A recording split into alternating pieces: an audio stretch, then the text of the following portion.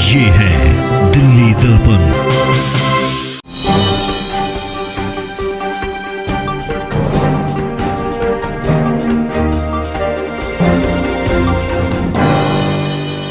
नमस्कार, दिल्ली दर्पण टीवी देख रहे हैं आप। मैं हूं आपके साथ पुनीत गुप्ता और अब वक्त हो चला है दिल्ली एनसीआर की 10 बड़ी खबरों का।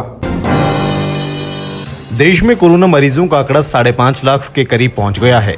सोमवार को स्वास्थ्य मंत्रालय की ओर से जारी अपडेट के मुताबिक देश में कुल मरीजों का आंकड़ा 5,48,318 है, जिसमें 16,475 लोगों की मौत हो चुकी है।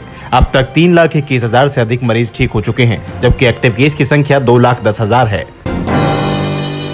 दिल्ली सरकार के मेडिकल बुलेटिन के मुताबिक दिल्ली में अब कोरोना वायरस के कुल 83,077 मामले हैं। इनमें से करीब 27,000 मामले एक्टिव हैं, जबकि अब तक राजधानी में 2,623 लोगों की मौत हो चुकी है। दिल्ली में बढ़ते पेट्रोल और डीजल की कीमतों को लेकर पूर्व विधायक जयकिशन ने सुल्तानपुरी में राज्य और केंद्र सरकार को घेरने के लिए विरोध प्रदर्शन किया। जयकिशन ने कहा कि पेट्रोल और डीजल से महंगाई बढ़ेगी, ऐसे में आत्मनिर्भर भारत का सपना कैसे देख सकता है किसान। आज सैकड़ों कांग्रेस के कार्यकर्ता आज विरोध करने के लिए जलेबी चौक सुल्तानपुरी पर इकट्ठे हो रहे हैं। पहले बीजेपी की सरकार ये कहती थी हम भ्रष्टाचार मिटाएंगे, महंगाई खत्म करेंगे, रोजगार बढ़ाएंगे और जो है देश का विकास करेंगे, लेकिन अब आज सब कुछ जीरो है।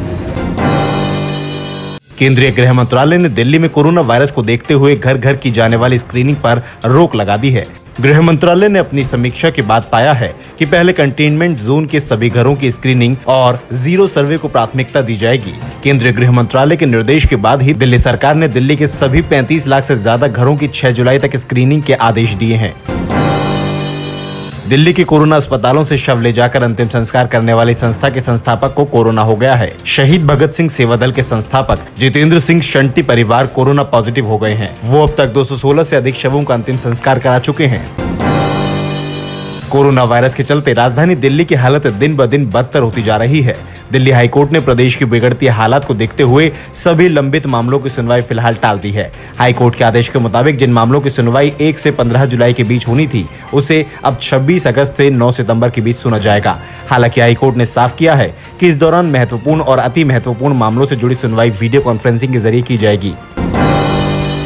दिल्ली के 11 गांवों के लोगों ने दिल्ली सरकार, मुख्य न्यायाधीश और डीडीए को लगभग 9,000 पोस्ट कार्ड पोस्ट किए हैं। इनमें पानी के जल स्रोतों को लेकर निराशा जताई गई है। सरकार और महकमे को जगाने के लिए संस्था और स्थानीय निवासियों की ये अपने आप में एक अलग पहल है।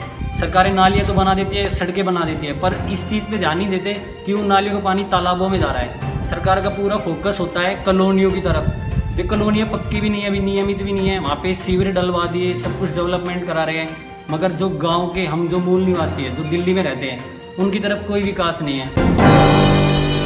दिल्ली सरकार का दावा है कि बुराड़ी अस्पताल में भी कोरोना के मरीजों का उपचार जल्द शुरू होगा। इसके लिए 450 बेड तैयार कराए जा रहे हैं।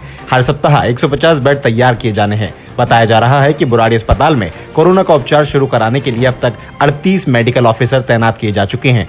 कुछ अनुभवी और विशेषज्ञ डॉक्टर भी नियुक्त किए जाएंगे। इसके अलावा अस्पताल पहले से अपने यहाँ उपलब्ध सीनियर और जूनियर रेजिडेंट डॉक्टर से भी काम लेंगे। केंद्र सरकार द्वारा चाइनीज ऐप को बंद करने के फैसले पर जनता बेहद खुश है और सरकार के फैसले की सराहना करते हुए लोगों ने कहा कि इन ऐप्स को बंद किए जाने के बाद लोग बेहद खुश रहेंगे। मुझे बहुत खुशी हुई है कि भारत सरकार ने ये कदम उठाया है। हमें चाइनीज आइटम को पूरी तरह से अनइंस्टॉल कर देना चाहिए। उनके गेम्स वगैरह जो भी है, जिससे बच्चों का भविष्य खराब हो रहा है। दिल्ली हाईकोर्ट में प्राइवेट अस्पतालों में निःशुल्क उपचार और एम्बुलेंस सुविधा कोरोना मरीजों को देने के लिए याचिका दाखिल की गई। याचिका में कहा गया है कि जिन परिवारों ने कोरोना के चलते अपने सदस्य को खो दिया है, सरकार उन परिवारों को भी एक्स ग्रेशिया के तौर पर आर्थिक मदद दे, जिससे उनके परिवारों के जीवन यापन करना महामारी के इस वक्त में आसान हो सके। दिल्ली एनसीआर की बाकी तमाम खबरों के लिए आप देखते रहिए दिल्ली दर्पण टीवी।